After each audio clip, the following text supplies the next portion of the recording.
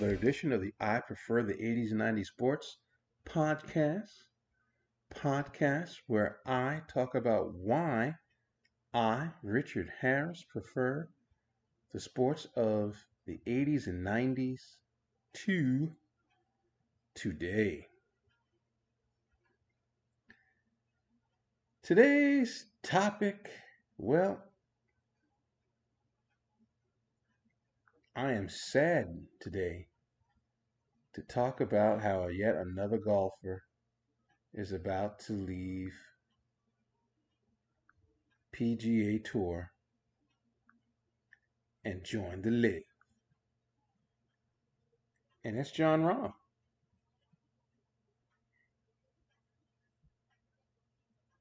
Jon Rahm, Masters champion, has been ranked in the top three, been number one in the world, has been one of the best golfers in the last decade.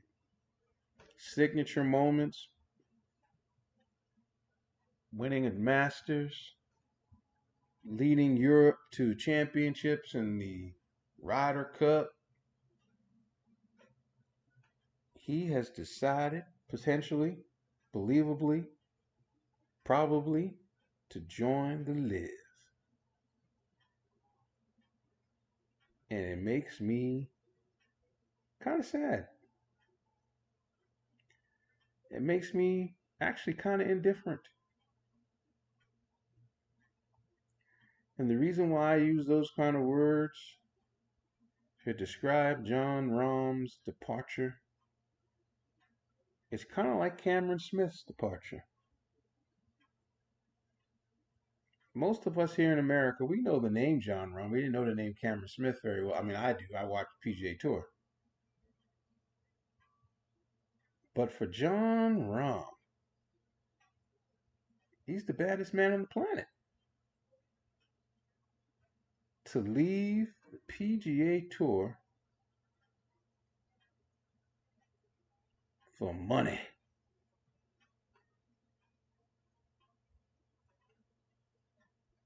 It makes you sad. It makes me sad because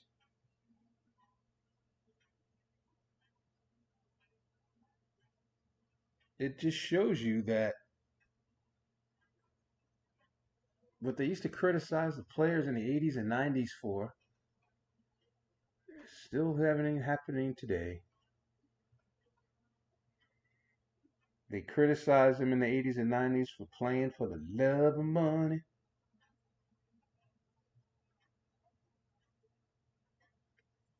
And here we got situations where someone is leaving PGA Tour for a boatload of money. And I don't blame him one bit. But whatever happened to loyalty?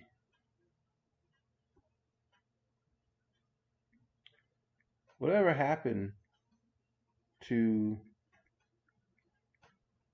people's dream of playing in the PGA?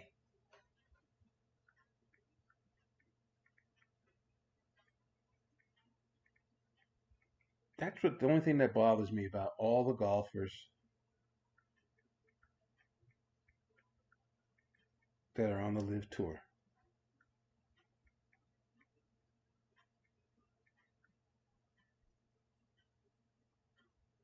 Every single one of them had a dream of playing in the PGA Tour, playing against Tiger, playing against Jack, playing against even Phil, who's a LIV member now, playing at prestigious events. And what the LIV Tour did that was intelligent was they got together with the golfing bodies and they said, how about we let y'all still play the majors if you've qualified? So some of them are like, cool, I'm getting paid $100 million to leave the PGA and I can still play the Masters. And if I qualify,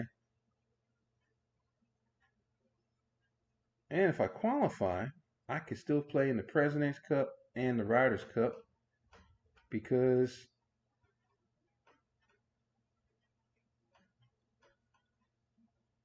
my friends might even be captains and pick me on the team, or might earn points to put me there on the team.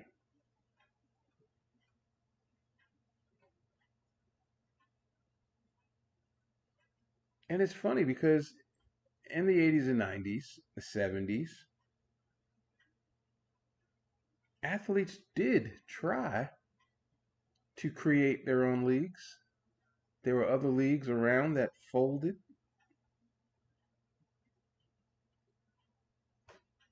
People try, and it could have worked. The USFL could have worked because it started to take away some of the best players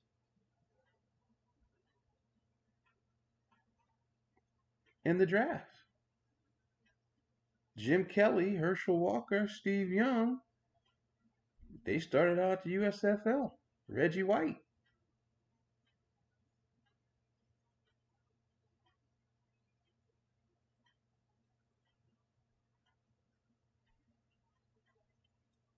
And so it was possible. Just the other cities could not keep making that money to keep making it happen. But the reality is, it could have worked. And now they're trying to do it again. But I think The Rock has so much respect for the NFL that he won't try to take over the NFL or overtake the NFL because that'll take time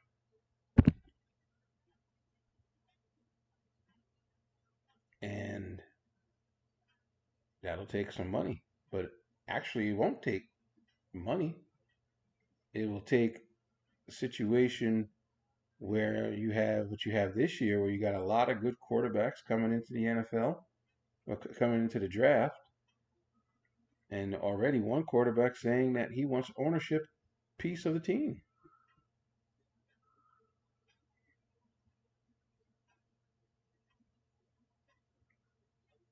And so all that's going to take is somebody to say, I will draft you number one in the USFL draft, and you could be a part owner.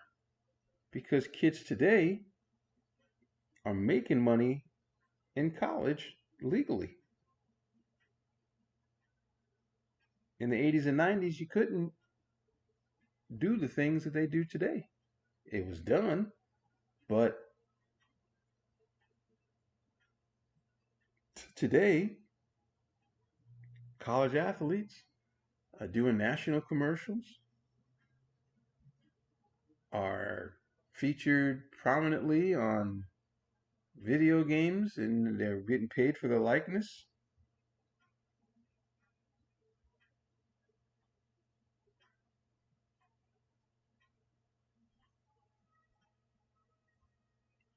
And so I would not be shocked if coming soon somebody says, my dream was to play in the NFL. However, this team, the Birmingham Stallions, offered me opportunity to get a nice big contract, my first one, and offered me 20% of the team.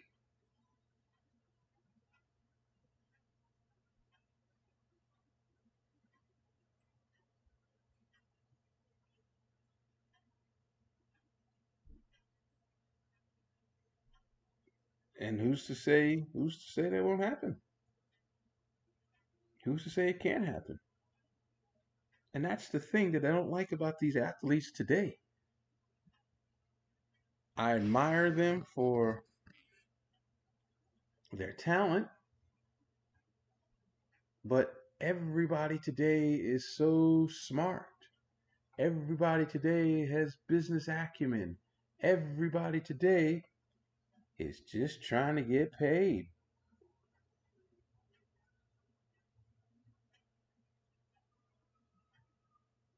You're not playing as the dream playing the NFL. My dream to play in the NFL is my dream to play in the NBA. It's my dream to play on the PGA.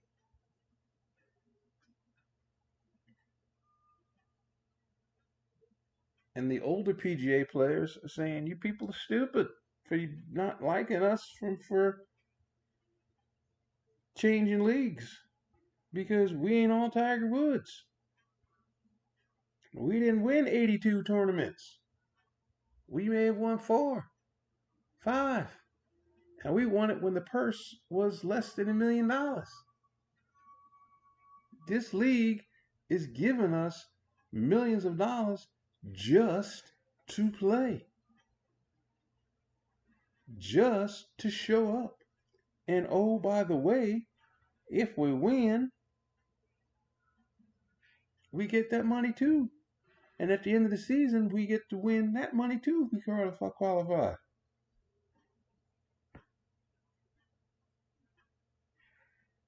And then we get to go and play in the major tournaments.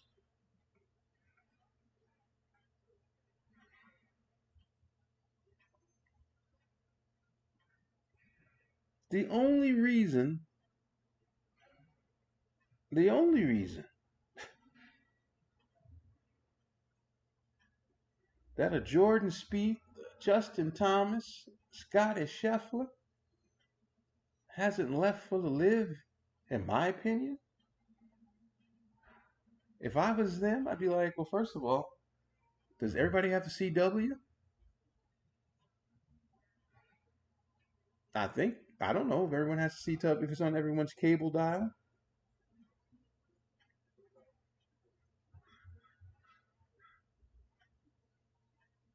So I want to be seen on TV.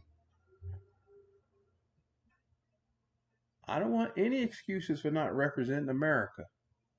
This was my dream. I want to play against the best golfers in the world. And then right away, somebody from Liv will say, we got them here too.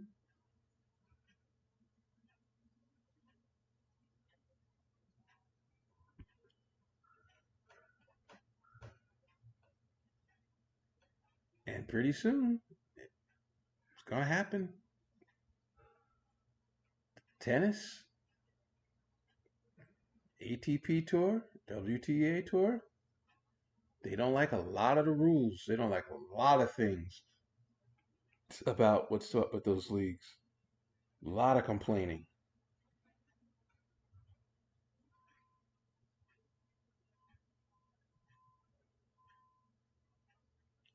And so, everything, I promise you this, I'm 55. Next 25 years is going to be very interesting. By the time I'm 80 years old, if I live that long, you're going to see a lot of changes in a lot of sports. Some of these players make so much money now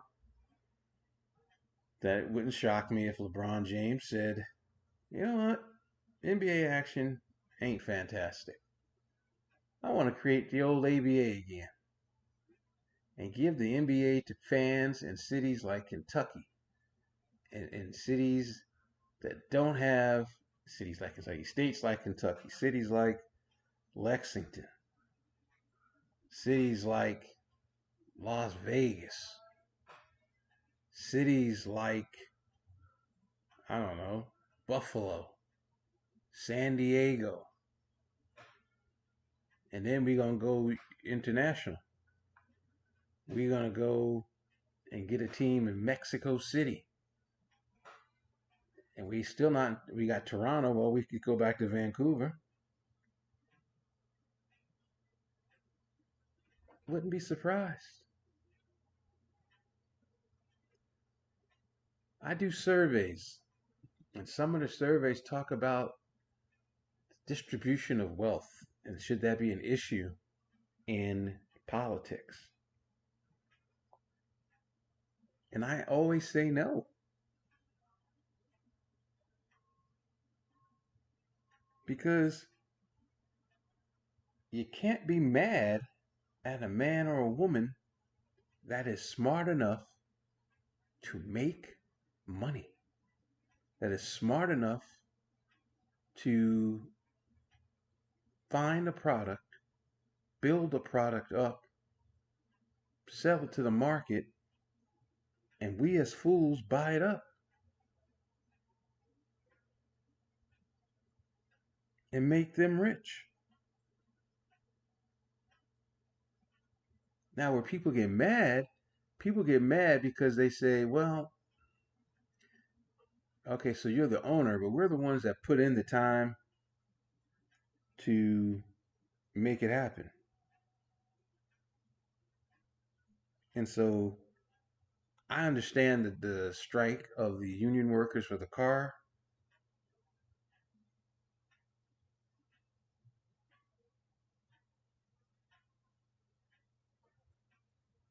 but their logic is not logical because Lee Iacocca might be the founder of Chrysler or whatever he was the founder of, and yeah, he's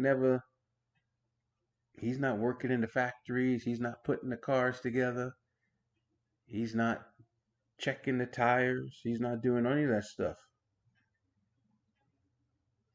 But his ingenuity created all that stuff for y'all to have jobs. And if you agree to do the job, yeah, you can ask for a raise. No, I have no problem with people asking for a raise. But you can't turn on them and say, if you're making bank, we should be making bank. That's not how it works.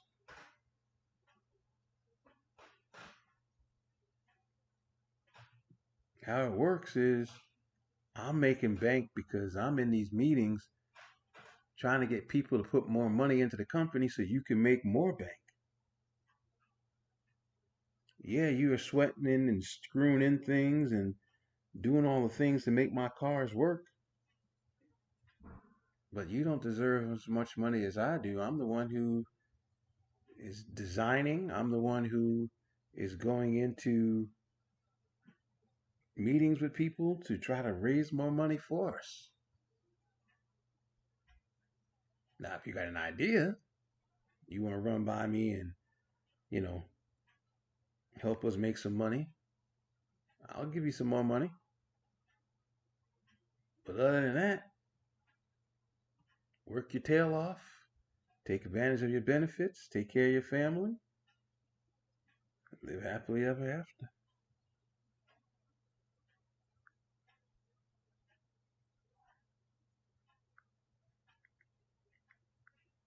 And so, yeah, part of me is like, Jon Rahm did what he did. He was going to do what he's going to do. I understand it. He's not very popular. He's not household in America, not box office.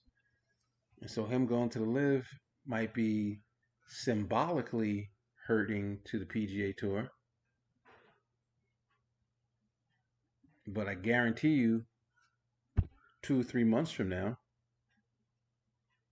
nobody gonna care. Nobody gonna talk about it. But if Jordan Spieth went, Justin Thomas went, Scotty Scheffler went, Colin Morikawa went, Tony Finau went, that might be a bigger discussion. But Jon Rahm, a lot of people don't like Jon Rahm. A lot of people like Jon Rahm. But not to the point where I'm not going to watch golf because Jon Rahm's not playing. I don't miss him if he don't play. And with Tiger coming back, I hate to say this phrase, but it's the truth. Who cares?